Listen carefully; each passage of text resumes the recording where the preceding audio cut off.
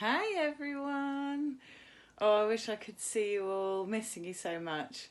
Anyway, hopefully you've got your own copy of the book, Fault in Our Stars. I wonder whether some of you have seen the film. Really good film. And we're going to have a go at reading it together. Actually starts on page 3 where it says chapter 1. So here we go. And Barley's going to be here listening as well.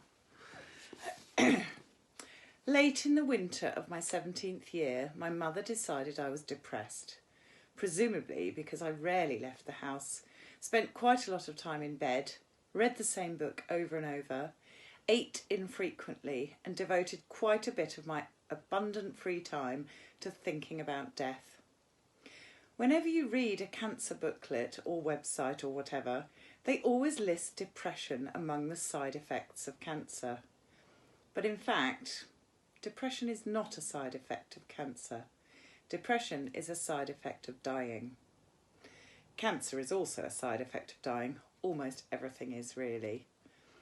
But my mum believed I required treatment. So she took me to see my regular Dr. Jim, who agreed that I was veritably swimming in a paralysing and totally clinical depression, and that therefore my meds should be adjusted, and also I should attend a weekly support group. Veritably, do you know that word right at the top of the page? Means I was definitely swimming in it. This support group featured a rotating cast of characters in various states of tumour-driven unwellness. Why did the cast rotate?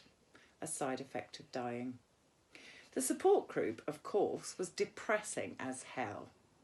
It met every Wednesday in the basement of a stone-walled Episcopal church shaped like a cross. I think that's pronounced Episcopal, actually.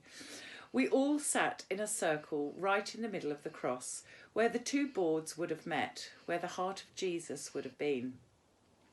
I noticed this because Patrick, the support group leader and only person over 18 in the room, talked about the heart of Jesus every freaking meeting, all about how we as young cancer survivors were sitting right in Christ's very sacred heart and whatever. So here's how it went in God's heart.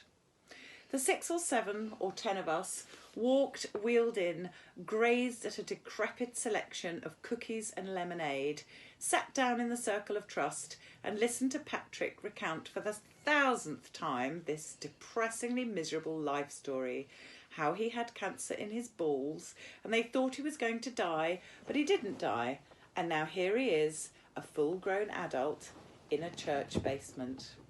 In the 137th nicest city in America, divorced, addicted to video games, mostly friendless, eking out a meagre living by exploiting his cancer-tastic past, slowly working his way towards a master's degree that will not improve his career prospects, waiting, as we all do, for the sword of Damocles, who give him the relief that he escaped those many years ago when cancer took both of his nuts, but spared what only the most generous soul would call his life.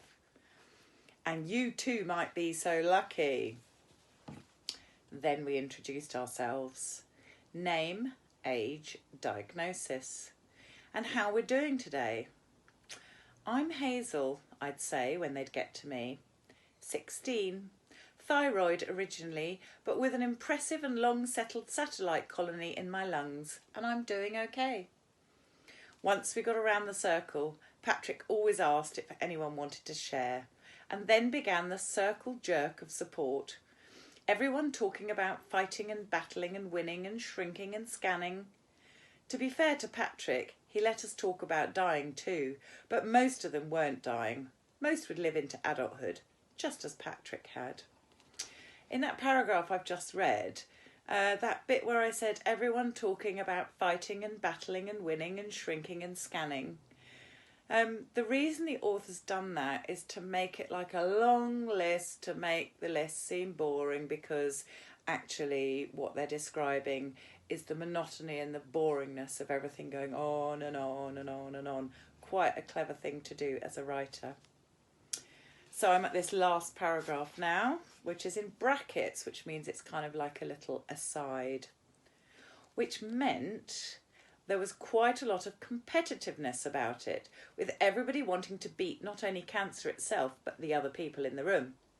Like, I realise that this is irrational, but when they tell you that you have, say, a 20% chance of living 5 years, the math kicks in and you figure that's 1 in 5.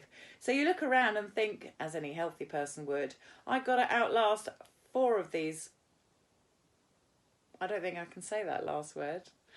Anyone who's reading along will know what the last word on the page is on page 5, and you need to read up to there to make sure that that makes sense. Anyway, that's enough of an introduction for now, and one of us will see you next week.